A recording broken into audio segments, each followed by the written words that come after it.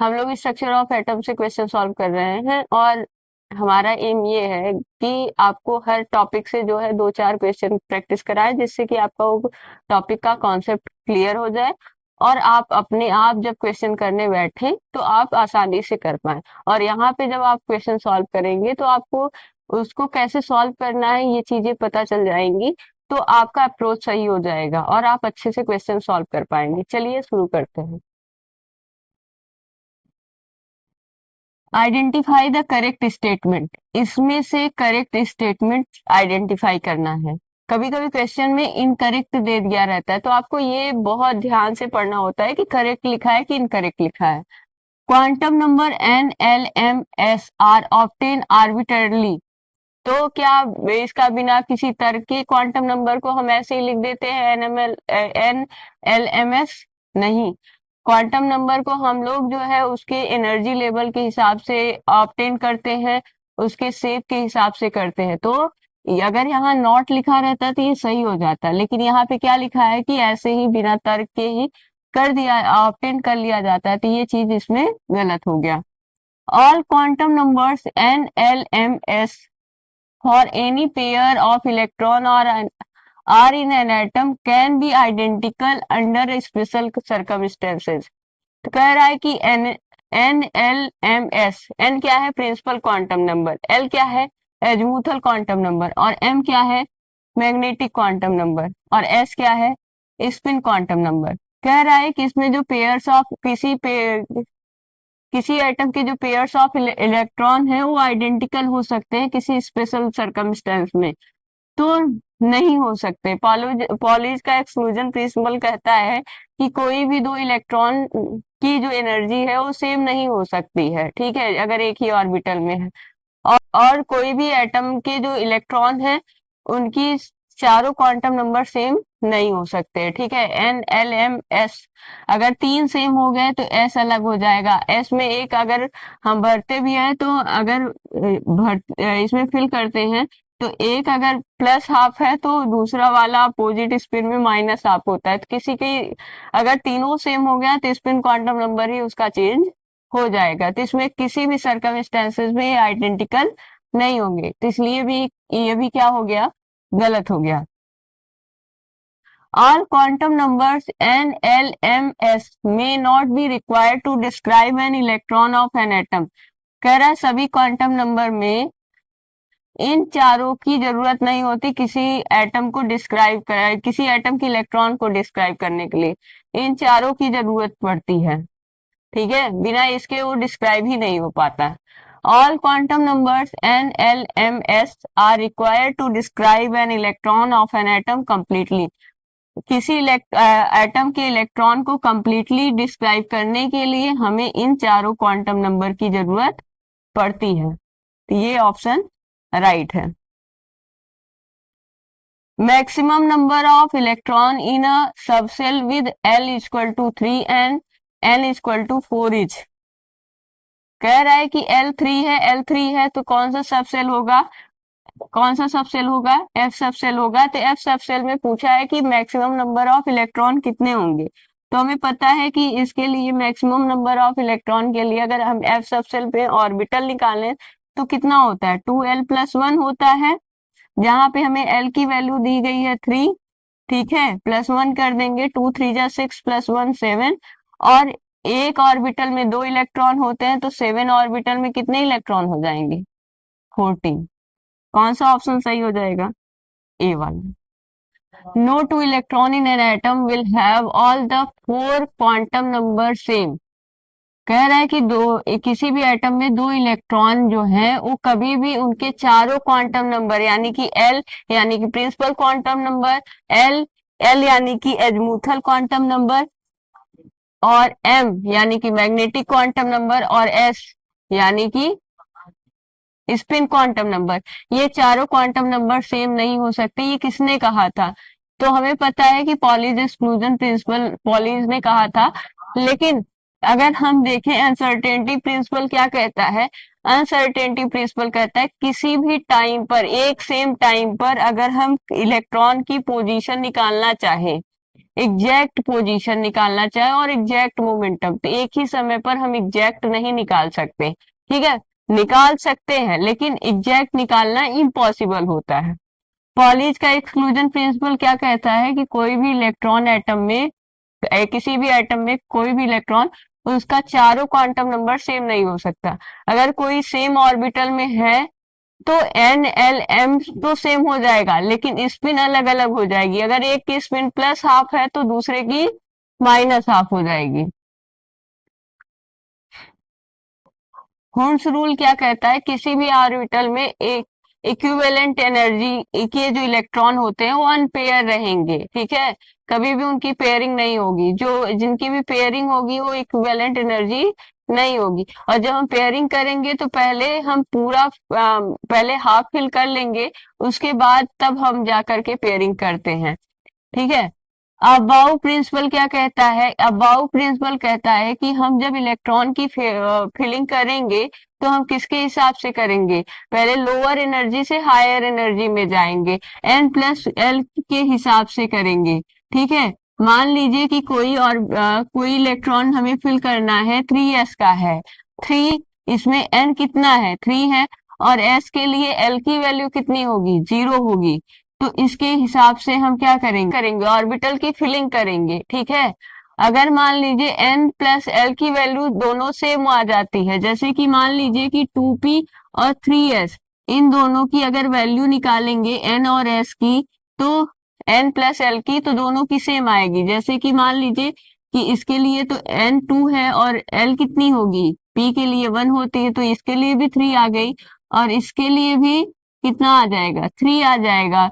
N कितना है 3 है, और एस के लिए एल की वैल्यू कितनी होगी 0, तो दोनों के लिए 3 3 आ गया। तो पहले हम कौन सा लिखेंगे, 2p लिखेंगे कि 3s लिखेंगे, तो पहले हम 2p लिखेंगे, क्यों, क्योंकि इसकी तब हम जब n प्लस एल देखेंगे तो अगर दोनों सेम आता है तो उसमें हम क्या देखेंगे फिर बाद में, जिसका प्रिंसिपल क्वांटम नंबर यानी कि n ज्यादा होगा उसकी एनर्जी ज्यादा हो जाएगी। तो यहाँ पे हम 2 को पहले लिख देंगे, ये लोअर एनर्जी है, उसके बाद 3s लिखेंगे। इस तरह से हम अबाउ प्रिंसिपल में एनर्जी के हिसाब से क्या करते हैं, इलेक्ट्रॉन को फिल करते हैं ऑर्बिटल में। तो हमने तो चारों एक्सप्लेन कर दिया, लेकिन इसमें आंसर कौन सा सही है ये बताइए। No two electron in an atom will have all the 4 quantum number same, कौन कह रहा था, पॉलीज एक्सक्लूजन प्रिंसिपल कहता है। Which of the following pair is not correctly match, इसमें से कौन सा पेयर सही से मैच नहीं है। अगर ये क्वेश्चन समझ में आ गया है तो ये भी आ जाएगा। Hund's rule, in orbitals of equivalent energy electron spins remain unpaired if possible, कह रहा है कि ऑर्बिटल के जो इलेक्ट्रॉन की स्पिन है, इलेक्ट्रॉन की स्पिन अगर इक्विवेलेंट एनर्जी है, दोनों की सेम सेम एनर्जी है, तो क्या रहेंगे, अनपेयर्ड रहेंगे। हाँ ठीक है, सही है। पॉलीज एक्सक्लूजन प्रिंसिपल क्या कहता है, no two electron can have all the 4 quantum number identical, ये सही कह रहा है कि चारों क्वांटम नंबर आइडेंटिकल नहीं हो सकते। अगर 3 आइडेंटिकल है तो चौथा अल्टर हो जाएगा, एन एल एम एस, ठीक है। अगर कोई ऑर्बिटल में इलेक्ट्रॉन, सेम ही ऑर्बिटल में इलेक्ट्रॉन है, तो इसके तीनों अगर सेम आ जा रही तो एस तो बदल ही जाएगा, क्योंकि अगर एक प्लस हाफ में होगा तो दूसरा हमेशा माइनस हाफ में होगा। फिर जी मैन इफेक्ट क्या कहता है, the effect of magnetic field on atomic spectra, सही कह रहा है। Uncertainty principle, it is impossible to determine the position of an electron, कह रहा है कि ये असंभव है कि इलेक्ट्रॉन की पोजीशन को डिटरमिन करना अनसर्टेनिटी प्रिंसिपल के हिसाब से। ये गलत है कि सही है, ये करता है, इलेक्ट्रॉन की पोजीशन को डिटरमिन करता है लेकिन पूरी एक्यूरेसी के साथ नहीं करता, एग्जैक्ट नहीं बताता, इसलिए ये क्या है, गलत है, ठीक है। अगर एग्जैक्ट लिख देता तो सही हो जाता, लेकिन यहाँ पे एक्यूरेसी के साथ नहीं लिखा है तो इसलिए ये गलत है। और यही इसमें कहा है कि नॉट करेक्टली मैच, तो अनसर्टेनिटी प्रिंसिपल क्या हो जाएगा, not correctly match. Which of the following sets of quantum number represent the highest energy of an atom. तो इसमें कौन सा क्वांटम नंबर का सेट है जो कि एटम की हाईएस्ट एनर्जी को बता रहा है। ठीक है, तो हम क्या इसको कैसे हाईएस्ट एनर्जी कैसे निकालते हैं, एन प्लस एल रूल से। एन प्लस एल रूल में जिसका एन प्लस एल सबसे ज्यादा, उसकी सबसे ज्यादा एनर्जी आएगी। यानी हम देखेंगे कि एन और एल को ऐड करने के बाद जो सबसे ज्यादा नंबर आएगा वही सबसे हाईएस्ट एनर्जी होगी एटम की, और वही आंसर सही होगा हमारा। तो इसके लिए 3 और 0 कितना हो गया, 3। ठीक है, कौन सा सबसेल होगा, 3s होगा। ठीक, इसके लिए 3 1 4 हो गया, और कौन सा सबसेल होगा, 3p होगा। ठीक, इसके लिए एन 3 है और एल 2 है, तो यानी कि 5 हो गया। ठीक, और 3 डी होगा। एल 2 किसके लिए होता है, डी ऑर्बिटल के लिए होता है, और इसका है 4, और एल 0 है तो 4 प्लस 0 4 हो गया, ये हो गया 4s। तो सबसे ज्यादा किसका है, एन प्लस एल, सी वाले का 5 आ रहा है, और उसके बाद 4 वाले का है। ठीक है, ऑप्शन सी इसके लिए सही हो जाएगा। विच of the following sets of quantum number is not possible. इसमें कह रहा है कौन सा सेट क्वांटम नंबर का पॉसिबल नहीं है। एन 1 है, एल 0 है, सही है।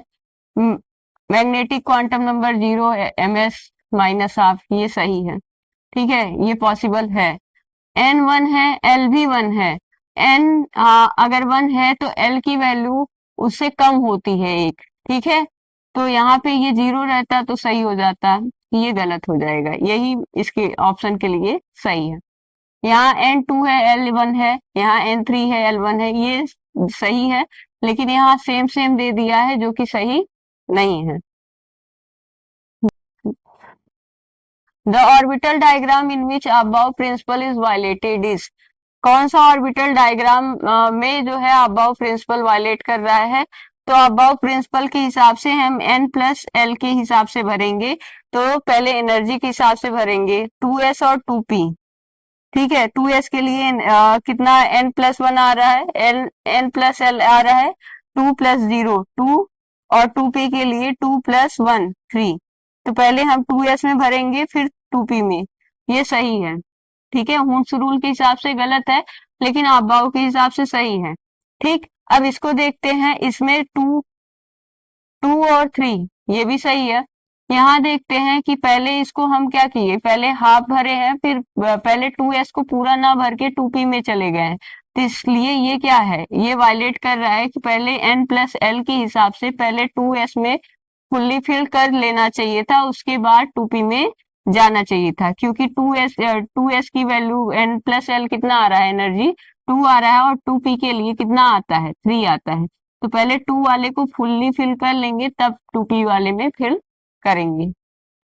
और ये तो दोनों के हिसाब से सही है, हुड्स के हिसाब से भी और अबाव के हिसाब से भी। How many electron can fit in the orbital for which n equal to 3 and l equal to 1। N 3 है यानी 3 हो गया, और एल 1 है तो यानी कि 3p।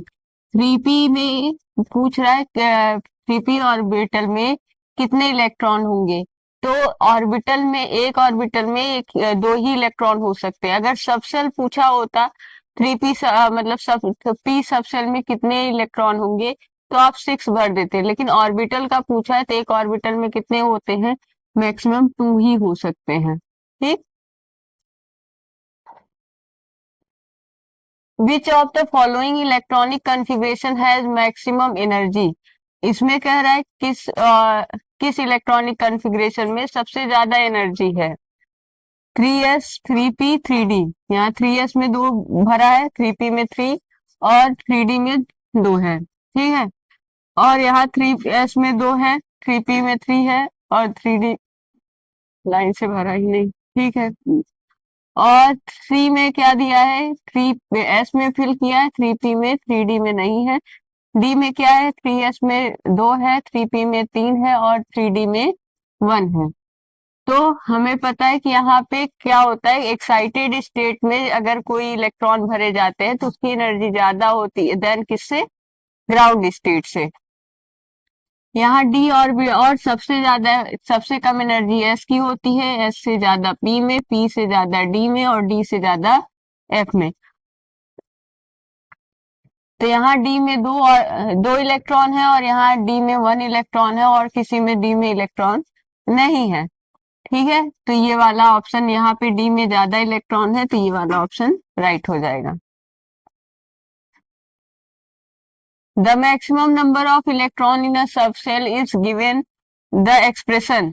Maximum number of electron कैसे बढ़ते हैं, तो एक सब सेल में कितने ऑर्बिटल हैं, 2l+1।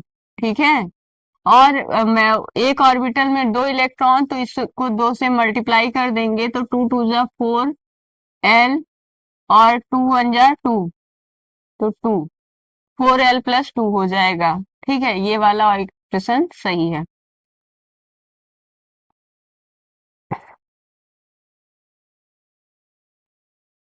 Which of the following arrangement is possible, इसमें से कौन सा अरेंजमेंट पॉसिबल है। n5 दिया है, l2 दिया है, m2 दिया है, s½ दिया है।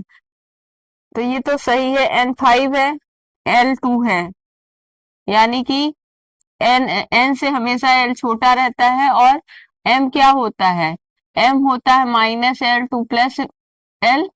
ठीक है, तो -l से लेकर +l तक, तो यहाँ l2 दिया है, -2 से +2 तक हो सकता है, तो ये सही है। s½ दिया है तो ये वाला पॉसिबल है। ठीक है, यहाँ n2 दिया है, l भी 2 दिया है, तो ये गलत हो जाएगा, l हमेशा छोटा रहेगा। ठीक है, और यहाँ 3 दिया, ये -2 दिया है, तो इसलिए ये गलत हो गया। यहाँ 0 0, ये भी गलत। कौन सा पॉसिबल है, फर्स्ट वाला।